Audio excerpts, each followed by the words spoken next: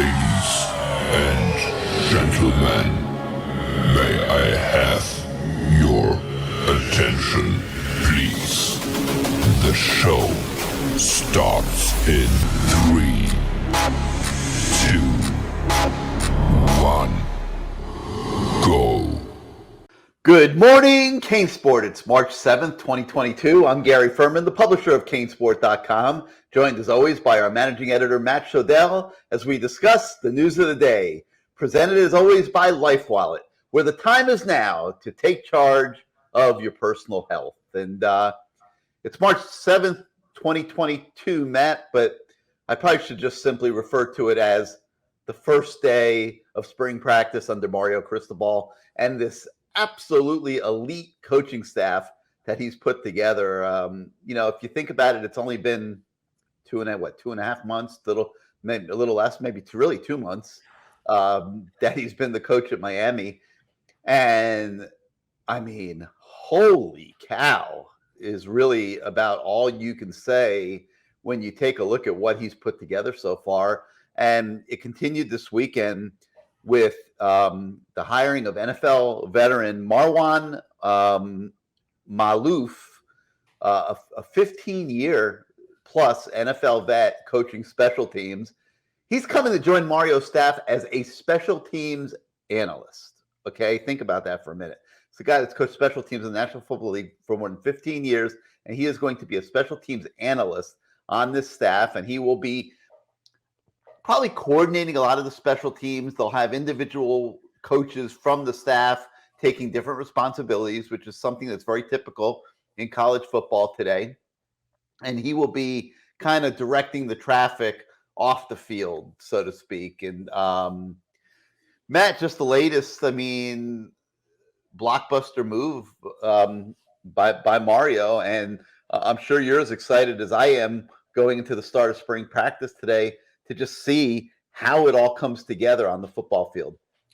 100%. I'm geared up here. I don't know if you can see behind me here. Let's see. I got my computer over there, my sun hat.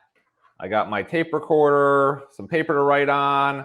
I got Dude, just get rid of that goddamn horse picture. I'm so tired of looking at that. I got my Advil in case the team looks terrible and it gives me a headache. I got everything.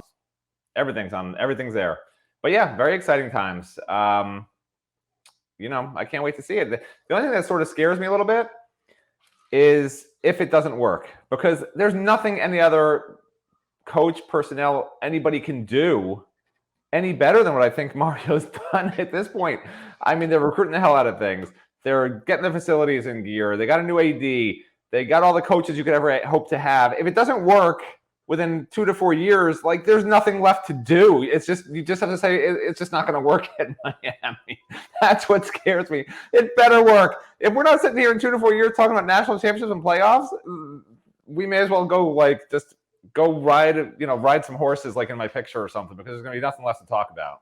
Well, practice doesn't start for a couple hours here, but I'm ready to run out the door right now. I really am. I don't have my stuff pre-packed like you. I have a pretty good memory. I think I'll remember everything I need to bring to practice.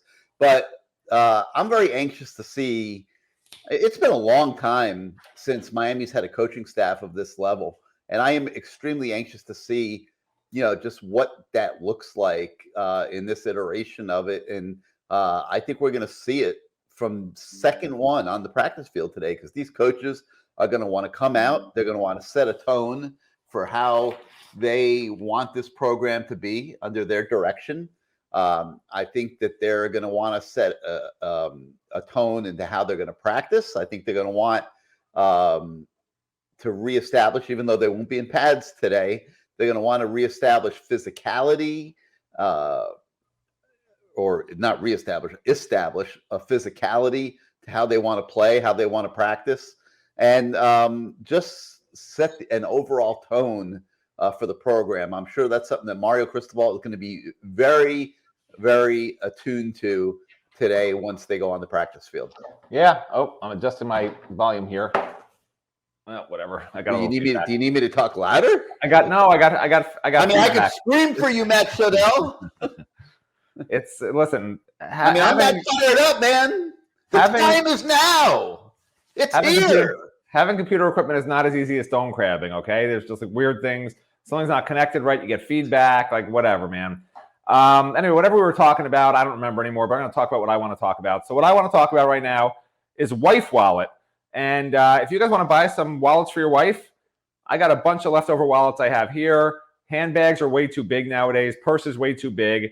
A wife wallet is the way to go. Reach out to me. Plenty of used wallets in the house. They're all still in working condition. So, Matt, it's the first day of spring practice. oh yeah, I forgot. Okay. That's what you want to talk about. Yeah, let's stay right. focused. So okay, so you're right. So yeah, so if you guys want to come out to the first spring practice, I'll have all the wife wallets there. I assume that's what Gary wants me to talk about. They'll be right outside Green Tree practice field. I'll have them lined up on one of the tables outside the first spring practice. Anybody who wants to come by and buy a wife wallet, that's where we're going to be. Thank you, Gary, for reminding me that. All right, but back to the point, which is setting the tone for really what the program is going to be for the next decade. I mean, at least, hopefully,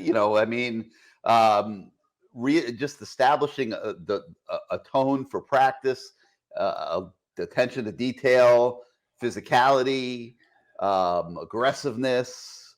I mean, you can pull out any word you want. I mean, it's all going to be on the line this morning when practice begins, because the players are going to be looking for cues from their new coaches. The feedback that I've gotten is that the players have bought in. They're very in tune to what is being sort of established for them. I think they like everything that they see. We've certainly gotten that impression from all the interviews that we've done the last few weeks. And they're going to be looking to their new leaders to lead them. And that's why I think today is so important. I mean, listen, it's the first spring practice. I'm never going to say that's important, but I'm curious. I'd say for me, I'm just curious. I want to see how they run practice differently. I want to see if the players are engaged in sprinting from drill to drill, if the players are seem excited, if they're actually making some noise and chatter and not just the usual quiet. I want to see which coaches are really pushing the hardest, what they're teaching, what drills are different. I want to see what the initial depth chart looks like. And then obviously you can go position by position and try to figure out who looks good. But I mean, in shorts, watching guys run around with no contact, we're going to come out and give our thoughts. But I mean, for those of you that know football out there, you can't say a lot based on a first spring practice in shorts. So while Gary can say he's so excited to see the big difference, really to me, the first pads, if we can watch some of that 11 on 11 or some of the contact stuff, that's really what will tell me, hey, these guys are hitting harder. Hey, these guys are wrapping up better. Hey, the offensive line looks better, looks worse. Defensive line looks better, looks worse. Even though they're playing against each other, you can sort of still glean some things just from watching them go against each other. To me, that first practice in full pads is way more important than the first practice of the spring, where you don't really see a lot, do a lot, just sort of running around in shorts and stuff and doing 1-on-1s and 7-on-7s. But that's just me personally. I don't want to be a Debbie Downer, but that's just the truth, and hopefully we'll be able to watch a lot of the practice. Their release said they'll let us know when we get out there how much we can watch. I think we're going to see a lot. I agree. I think we're going to see a lot today, and I think we're going to be able to report a lot, and I think that we're going to have 100%. A lot to say. 100%. 100%. But I encourage everybody to be on the website later this morning. We will be pounding you with content, I'm sure, all throughout the morning and early afternoon, and we will cover this thing to the max, the best that we can, as we always do. But I know there's a lot of interest in this. It's the first practice of the Mario era. So much excitement, and just want everybody watching this morning to know we will treat it with that level of respect, and we will have a lot of stuff coming your way as the morning goes forward. All right. By the way, timeline. Like, some people want to know what time. So practice starts at 9:45. So I would say sometime before 10:15, 10:30 a.m., you're going to have videos on the CaneSport YouTube channel. You can watch the practices on there. Whatever we're allowed to film. Yeah, we're not allowed to show live. Right. But we will upload. We will get them to you as quickly as we can. Right. So you're going to have videos. You're going to have news and notes with the depth chart. Hopefully, whatever we can. If they line up in depth chart formation of the periods we're able to watch, which they always. I'm getting so excited I can't talk. Which they always have in the past. We'll have your depth chart, initial first and second teams. We'll note any changes, anything interesting that we see out there. We'll have all that. All that'll be there, and then we'll have the post practice interviews with Mario Cristobal and a few players. Those should be on the website starting at around 12:15, something like that. So you're going to have stuff all from 10 o'clock in the morning through really 1 p.m. in the afternoon. We're going to have constant either notes on the message board telling you what we're just seeing out there live. So we'll be posting stuff live if there's interesting notes. And then we'll be having the front page stories. So make sure you check the War Room and also the front page, pretty much constantly from 10 to 1, I would say, today. All right. Other stuff that's on the website this morning, most of it is obviously geared towards the start of spring practice. But new defensive ends coach Rod Wright was able to get into town in time to participate in practice this morning. So he will be out there. He came from Texas San Antonio. He was a co-defensive coordinator out there. This is a step up for him, joining Mario Cristobal's staff. And so he will be out there as part of practice. Also, we did a lot of interviews the last several days with players. Couple of them of note: Tyler Van Dyke, DJ Scaife, Michael McLaughlin, Cleveland Reed. And Matt, there's a common theme with all these guys that we talk to. I know I get the sense of excited. Like I think they're excited for a fresh start. And I think they like what they've seen so far.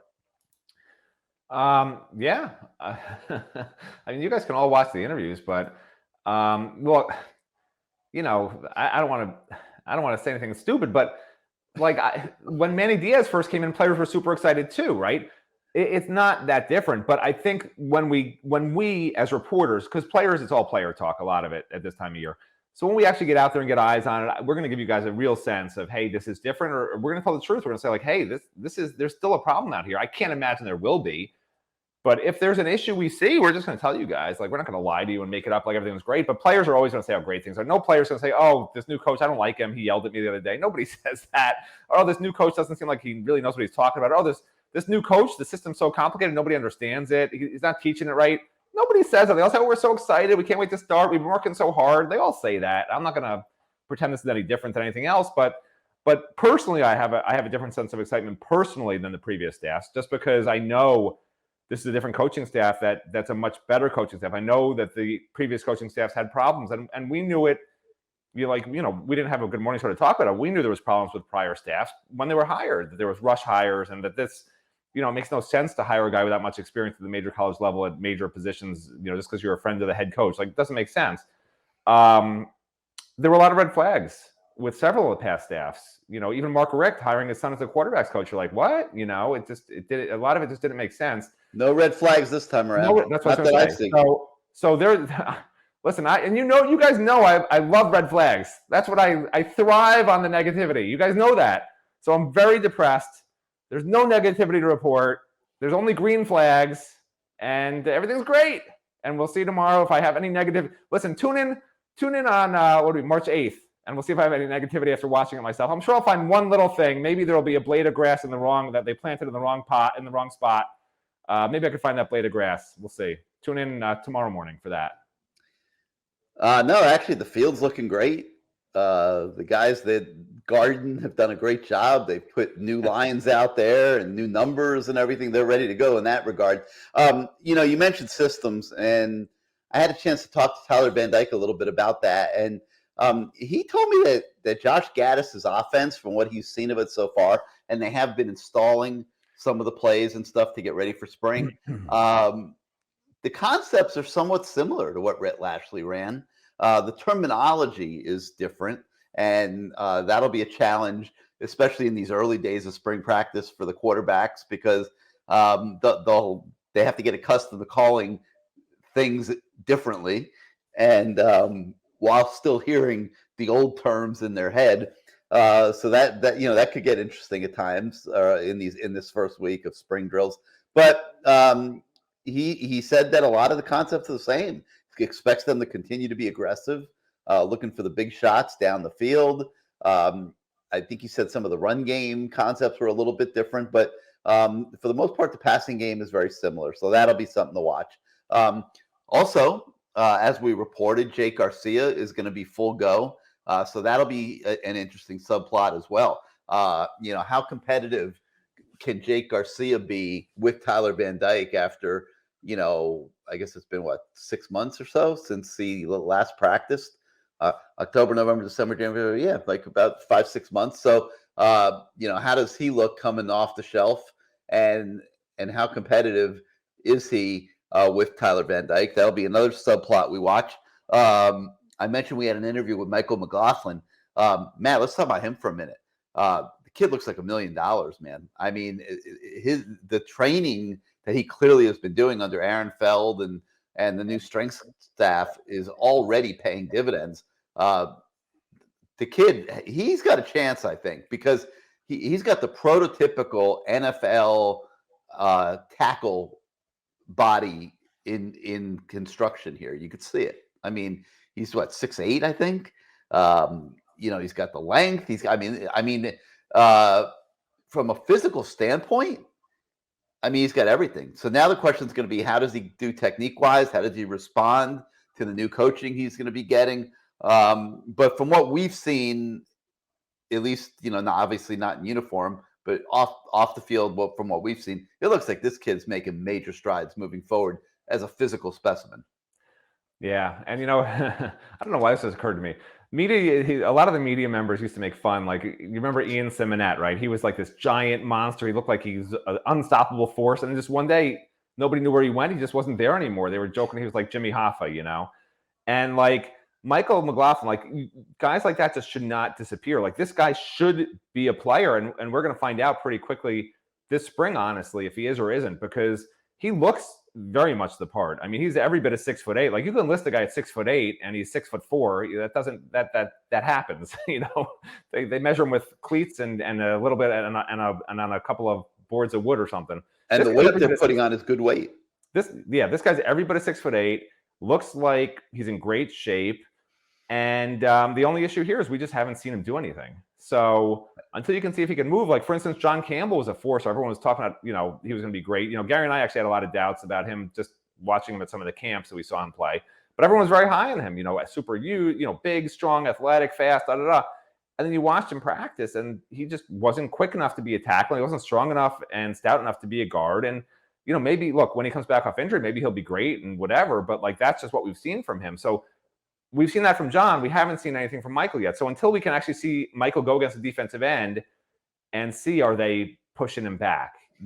Is he getting his hands on them? Is he able to do what he's supposed to do? Until you see that, and is he quick enough with his footwork? Then you know. So we really we'll keep a close eye on him. But he didn't get any real good reps against any one or even two defensive ends last year that we could watch to gauge anything, because he was just so far down the depth chart with the scout team. You just can't see that sort of stuff for the availability they let us have. All right, another guy that we spoke to, it's on the website, is DJ Scaife, and he'll be an interesting guy to watch this spring. Will he play guard? Will he play tackle? He'll get a look in both places, most likely. The offensive linemen tell us that they're all essentially getting looks at multiple positions as Alex Mirabal. Yeah, you know what's funny? They don't even know what their position is. They're like, we'll find out on today. Like, they didn't know. No, they're going to be moved around. We talked to 4 offensive linemen over the weekend, and none of them knew what position they're going to start out with today. So, it's going to be interesting. There's going to be a lot of experimentation, as there should be. Don't argue with me. You and I differed on that. Don't argue with me like you did last week. There's going to be experimentation. Yeah, you and I differed on that. I still think after the first 4 or 5 practices, they better have. Okay. I would like to see 4 or 5 practices. You're 2 weeks. You're 2 weeks from now. They got 3 practices this week. Then they break for spring break. Right. I think a lot of moving around practices 1, 2, 3. And then a reevaluation. Well, practice 6 is a scrimmage, I think. So that's what I'm saying. So I think by then I would like to have them locked into positions, and then they just gel as a line and move forward. Like, I don't want to keep having this. And it doesn't have to be etched in stone. But I think they'll have a good idea by then. But at least for right now, I think it's good that they're staying open-minded. It's all new, and they're going to watch them practice and then evaluate and then assign them positions. I love it. I think it's great. All right, so that's going to do it for right now. We got to run out to practice. Like I said, we'll be coming at you all morning with tons of content and going into the afternoon. So enjoy all of that. For right now, for Matt Shodell, I'm Gary Ferman. We thank you for joining us. Oh, wait a minute. I forgot something. Baseball and basketball? No. There's Well, other basketball. sports.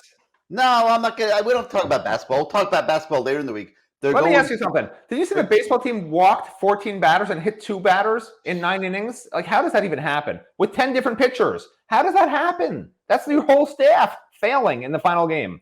Yeah, It was I a little agree. disturbing, but anyway. But before we go, we do need to hear from our friends at Life Wallet. Oh, that. Hey Morgan, what are you gonna do? I have to go to practice. Me too. Well, don't forget your life wallet. Oh my gosh, I always forget my life wallet. You forget everything. I can't go anywhere without my life wallet. Life Wallet. Saving time, saving lives. I can picture right about now Tyler Van Dyke's waking up. I'll assume Morgan's there. And, I don't want to be too presumptuous, but I'll assume Morgan might be there. And she's going to give him a checklist of everything he has to remember to take to practice with him this morning. So I feel confident that Tyler Van Dyke will show up well prepared for the start of spring drills this morning. All right. Now that's really going to do it for today. We'll talk about baseball and basketball and all that stuff as the week goes on. Basketball, obviously, headed to the ACC tournament where they're the 4th seed. Probably going to play Wake Forest on Thursday afternoon, rather. If they win that, it sets up a Friday night game against Duke, which should be. That'll be excited. That I will be excited for. Yeah, I hope they get there. see Coach L go against Coach K. That'd be great. One last time. Yeah, that'll be really cool. All right. So for Shodell, I'm Gary Ferman. Thank you for joining us on Good Morning CaneSport. We'll be coming back at you all morning long. Until then, have a good breakfast, everybody.